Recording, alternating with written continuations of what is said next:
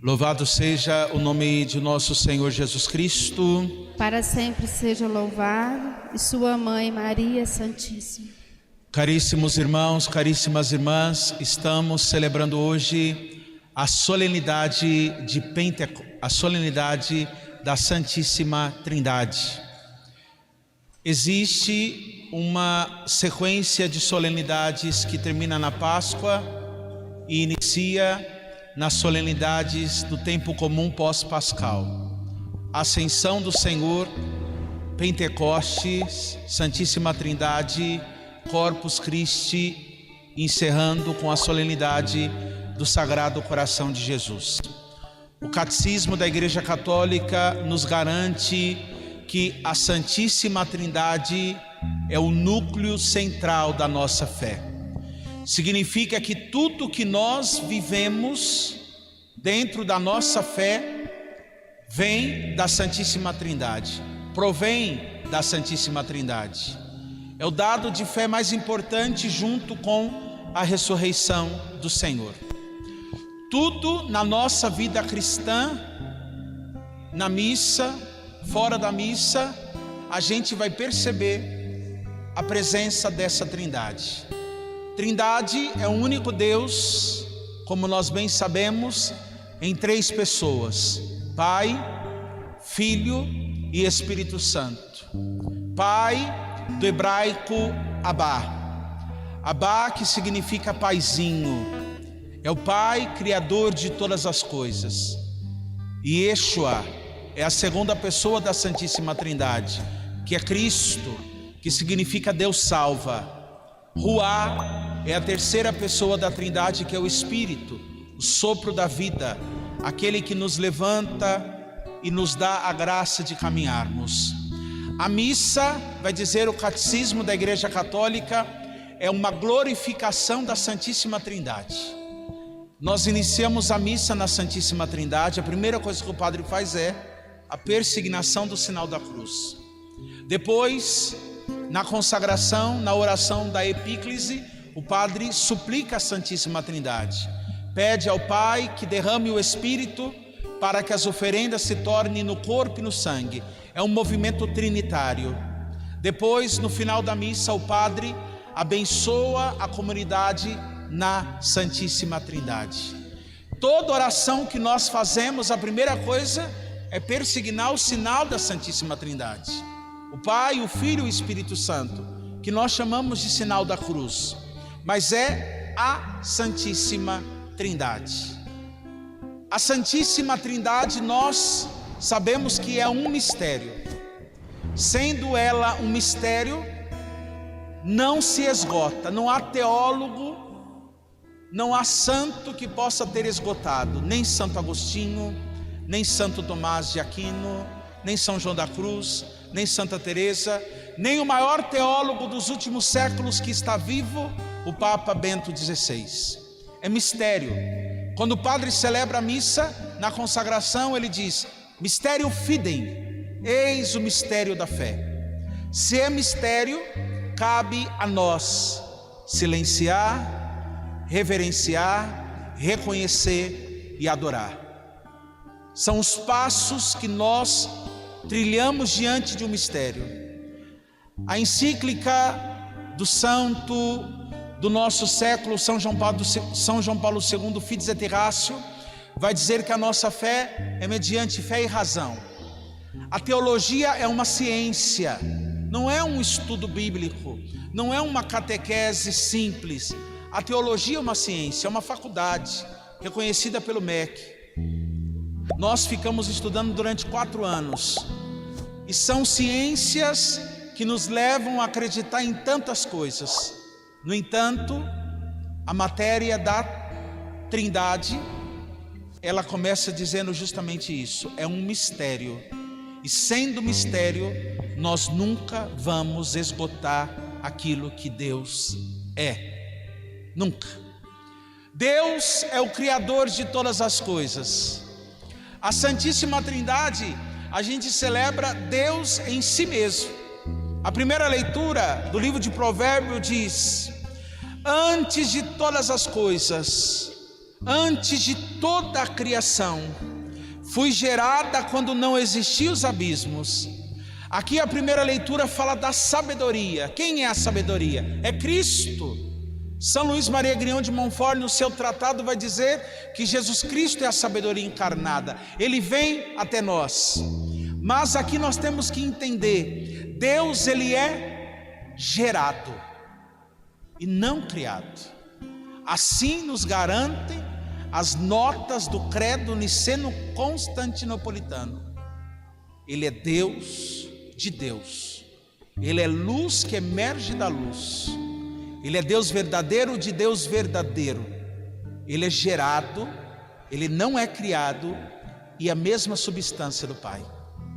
Por isso que na missa acontece o mistério da transubstanciação.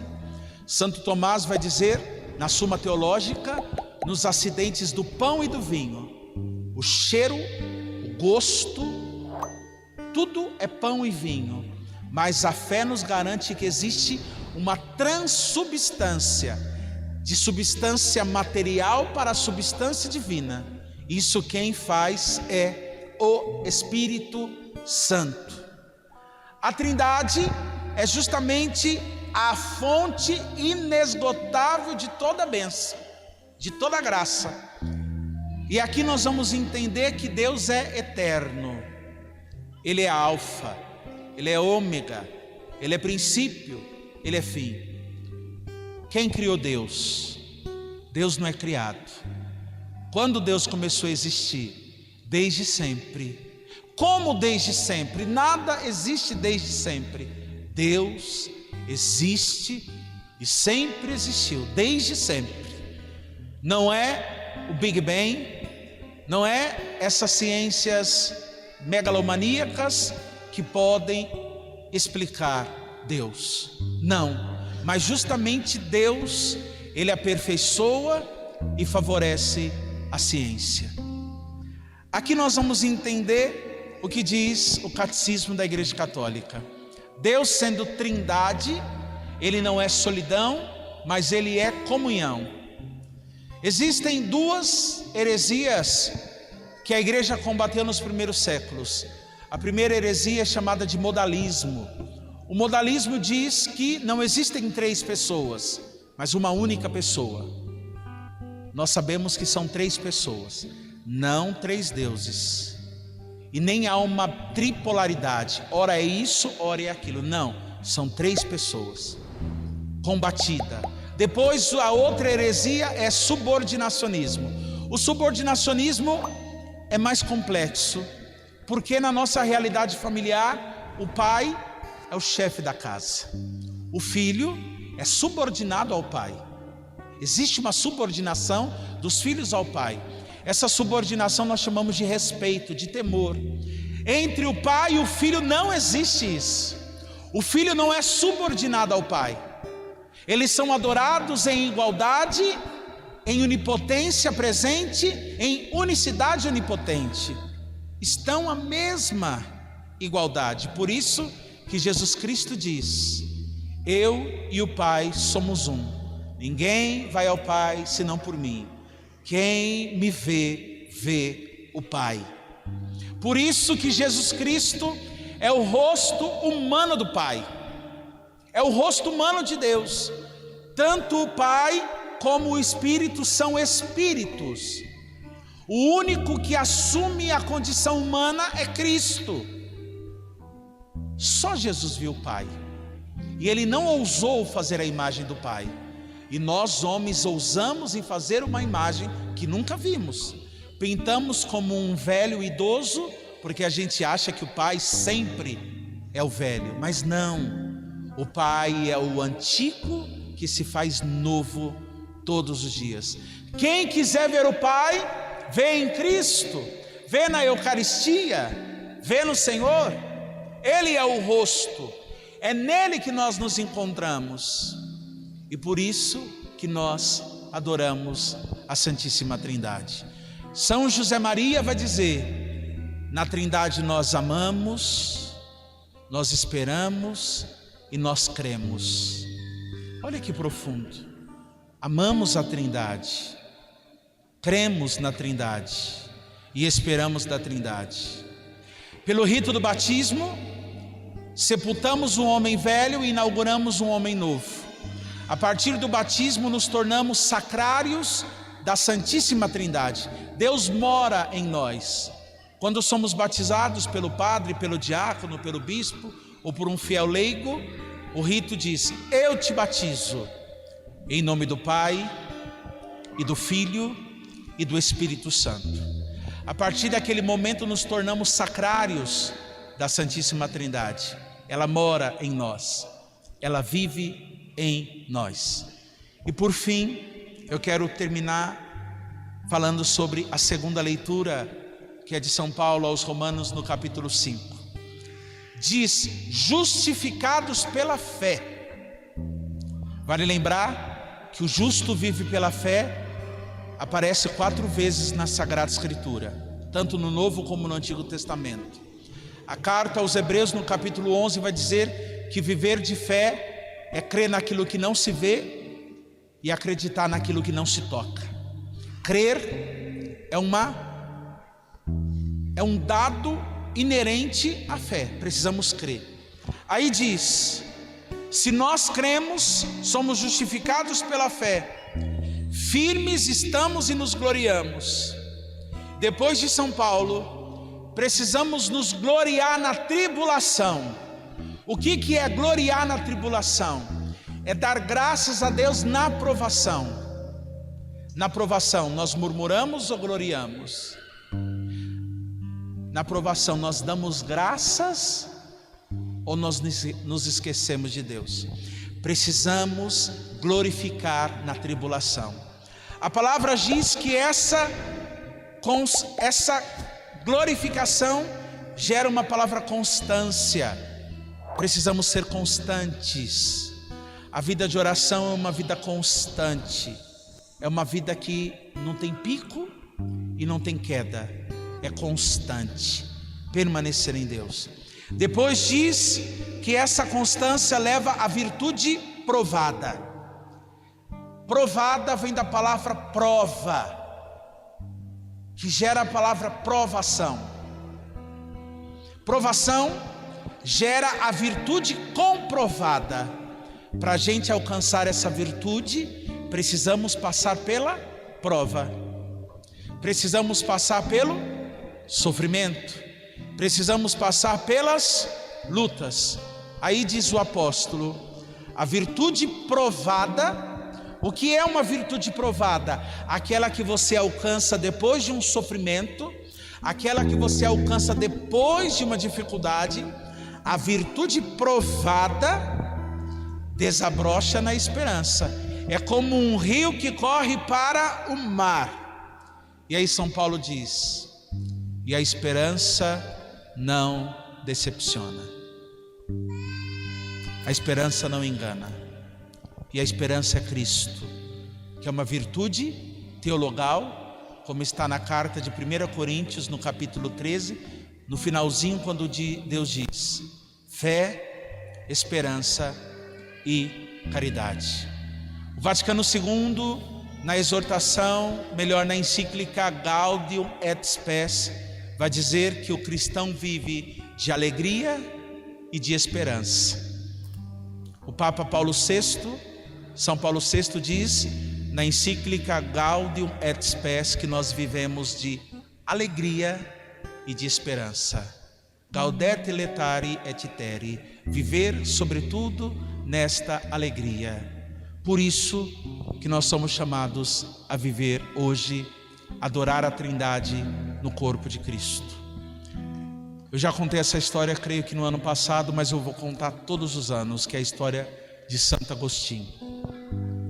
Santo Agostinho, um santo africano, de uma seita chamada maniqueísmo, ele converteu-se. Era um homem profundamente inteligente, filósofo, teólogo, um grande pensador, um doutor da igreja.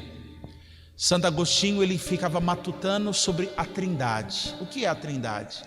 Talvez ele não aceitava, como um homem tão inteligente, não conseguir definir. Trindade nós não definimos, nós adoramos. E um dia Santo Agostinho estava caminhando na praia. De longe ele avistou um garoto, um piazinho assim. E aquele piá ia no mar, pegava a água, ele fez um buraco na areia e ele colocava a água no buraco da areia. E ele fazia o movimento de ida e vinda. Pegava a água, o piá vinha, colocava a água no buraco, o piazinho voltava para a água. Santo Agostinho olhou e falou: não vai dar certo isso. Chegou diante daquele piá e disse para ele: ei piazinho, você não vai conseguir colocar a água do mar num buraco da areia. Quando aquele piá virou-se para ele, era um anjo de rosto resplandecente. Assim firma Santo Agostinho. E ele disse para Santo Agostinho: Agostinho, é mais fácil colocar o mar no buraco da areia do que você, sendo homem, descobrir o mistério da Santíssima Trindade. É isso. Quando o padre terminar a consagração, ele vai dizer: eis o mistério da fé. O padre, quando toca, é pão. Muita gente acha que o que consagra o pão no corpo é quando o padre traça o sinal da cruz.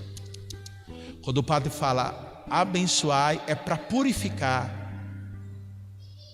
as oferendas. É quando o padre pega, aproxima dos lábios, a palavra do padre fere a espécie e torna. Quando o padre diz isto é, nesse momento o pão se torna corpo. Quando o padre fala isto é, nesse momento o vinho se torna sangue. É a palavra do padre que faz as vezes de Cristo, que transforma. Aos nossos olhos tudo continua igual, mas não é igual. O céu vem e se faz presente nas espécies do pão e do vinho. É mistério da fé. É igreja, é catolicismo, é comunhão, é trindade. E nós silenciamos e reverenciamos. Glória ao Pai, ao Filho e ao Espírito Santo.